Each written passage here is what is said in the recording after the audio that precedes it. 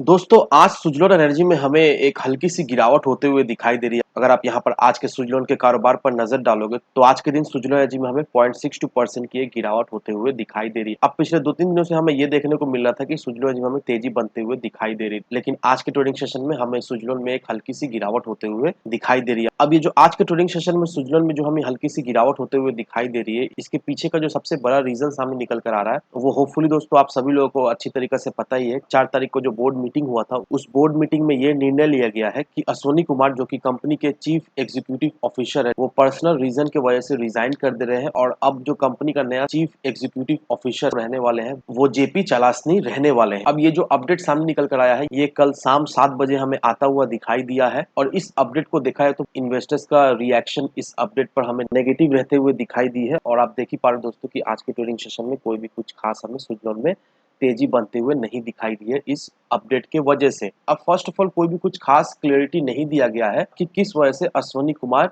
Resign किए हैं। यहाँ पर कंपनी ने जो इन्वेस्टर्स को बताया है कि अश्वनी कुमार ने जो रिजाइन दिया है वो कुछ पर्सनल रीजन के वजह से दिया। अब क्या पर्सनल रीजन है या फिर बोर्ड ने फोर्सफुली अश्वनी कुमार को रिजाइन करने में मजबूर किया, ये तो बोर्ड ही जाने, लेकिन कुछ खास क्लेरिफिकेशन हमें आता हुआ नहीं दिखाई दिया है कंपनी की तरफ से। और अचानक से ऐसा क्या हो गया कि नया फाइनेंशियल ईयर स्टार्ट होने के साथ ही साथ कंपनी ने अपना चीफ एग्जीक्यूटिव ऑफिसर जो है वो बदल कर जेपी चालसरानी को रख दिया है। तो कंपनी की तरफ से ऐसा कुछ खास हमें क्लियरिफिकेशन अभी के समय में आता हुआ नहीं दिखाई दे रहा है। अब चालसरानी की अगर बात करें तो चालसरानी जो है वो 2020 में सुजलोन के सीईओ भी रह चुके हैं। यहाँ पर जैसे कि आप देख पा रहे हो और 2020 के बाद से चालसरानी जो है वो सीईओ के पद से हटने के बाद सुजलोन ग्रुप का स्ट्रेटेजिक एडवाइजर के तौर पे काम कर रहे थे अब तक, लेकिन अब चालसरानी उस पद से हटकर कंपनी के सीईओ हो चुके हैं। चालसरानी की अगर एक्सपीरियंस की बात करें तो चालसरानी का मोर देन 40 इयर्स का एक्सपीरियंस है public as well as private sector में। मेनली जो इनका एक्सपीरियंस है वो ज्यादातर देखा जाए तो पावर सेक्टर में उनका एक्सपीरियंस, जैसे कि पावर जनरेशन प्रोजेक्ट्स में है, ट्रांसमिशन में है, डिस्ट्रीब्यूशन है, ट्रेडिंग एंड कोल माइनिंग में, ये सारे फील्ड में देखा है तो उनका ज़्यादा से ज़्यादा एक्सपीरियंस है। अब सुजलोन ग्रुप में आने से पहले चालसरानी पुंज लॉयड्स में CEO as well as managing director थे, दैट मीन्स 2014 में। और पुंज लॉयड्स में उनका जो रेस्पॉन्सिबिलिटी हुआ करता था वो बेसिकली इंफ्रास्ट्रक्चर और डिफेंस बिजनेस में हुआ करता था। और जब तक चालसरानी पुंज लॉयड्स में थे उस कंपनी का देखा है तो बिजनेस भी हमें अच्छा खासा बढ़ता हुआ दिखाई दिया। उस कंपनी का ऑलमोस्ट 1.8 बिलियन डॉलर्स का बिजनेस हमें होता हुआ दिखाई दिया है। अब पुंज लॉयड्स में काम करने से पहले चालसरानी जो है वो रिलायंस ग्रुप में बतौर वाइस प्रेसिडेंट के पद पर काम करते थे और रिलायंस ग्रुप में उन्होंने ऑलमोस्ट 18 साल तक देखा जाए तो बतौर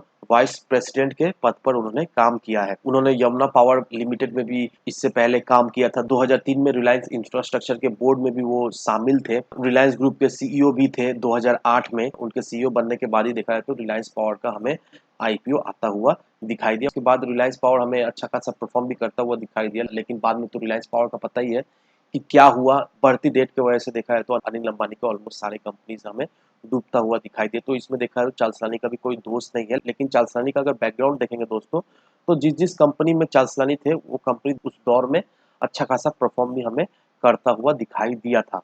अब सुजलॉन के बोर्ड ने जो जेपी चालसरानी को as a chief executive officer जो अपॉइंट किया है, ये अपॉइंटमेंट क्या फायदेमंद रहने वाला है या नहीं वो तो आने वाला वक्त ही बताएगा। लेकिन अभी के समय में दोस्तों जिस तरह से सरकार इंसेंटिव्स ला रही है लोकल प्लेयर्स के लिए, लास्ट वीडियो में मैंने आपको बताया कि सरकार लोकल प्लेयर्स के लिए इंसेंटिव्स ला रही है। As well as every single year 50 gigawatts का बिडिंग भी होने वाला है सरकार की तरफ से। साथ ही साथ जो सरकार का विजन है 2047 तक 90% जो पावर प्रोडक्शन हो वो रिन्यूएबल एनर्जी से हो। तो बेसिकली ऑल ओवर देखा जाए तो आने वाले सालों में रिन्यूएबल एनर्जी के सेक्टर में हमें एक अच्छी खासी ग्रोथ होते हुए दिखाई देगी। और इस ग्रोथ से इस सेक्टर को जो जो कंपनी बिलोंग करती है उन सारे कंपनी को हमें एक अच्छा खासा बेनिफिट मिलता हुआ दिखाई देगा। अब अभी मैनेजमेंट में ये चेंजेस हमें होता हुआ दिखाई दिया है, ये चेंजेस का क्या परिणाम आने वाला है वो तो आने वाला वक्त ही बताएगा। और जरूर से आप कमेंट सेक्शन में बताना कि सुजलोन ग्रुप ने ये जो निर्णय लिया है ये क्या कंपनी के लिए फायदेमंद रहने वाला है या नहीं। आप क्या सोचते हो दोस्तों, जरूर से कमेंट सेक्शन में बताना। लेकिन आप चाह रहे हो सुजलोन में इन्वेस्ट करने का तो ऑलमोस्ट हर एक वीडियो में मैं यही कहता हूँ कि सुजलोन में अगर आप इन्वेस्ट करते हो तो लॉन्ग टर्म के नजरिए से ही इन्वेस्ट करो। शॉर्ट टर्म के नजरिए से आपको 10-12-15% का ही रिटर्न मिलेगा। लेकिन अगर आप लॉन्ग टर्म के नज़रिए से स्विट्ज़रलैंड में इन्वेस्ट करते हो तो नो डाउट दोस्तों स्विट्ज़रलैंड से आपको एक मल्टीपैगर रिटर्न तो मिलेगा ही मिलेगा। तो आज के वीडियो में बस इतना ही। वीडियो अगर आपको पसंद आए तो लाइक सब्सक्राइब ज़रूर करना। तो चलिए फ्रेंड्स, मिलते हैं हम अगले वीडियो में।